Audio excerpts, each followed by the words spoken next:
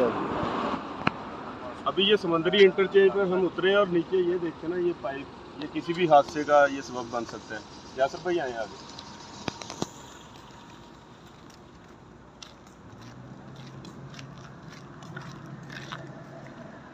ये बिल्कुल रोड के दरमियान में ये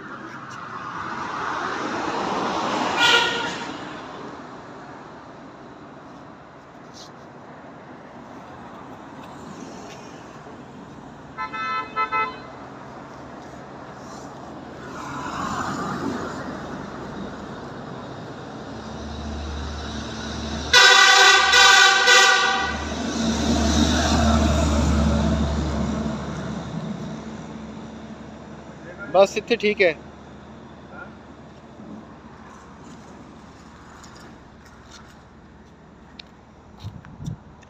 ठीक हो गया।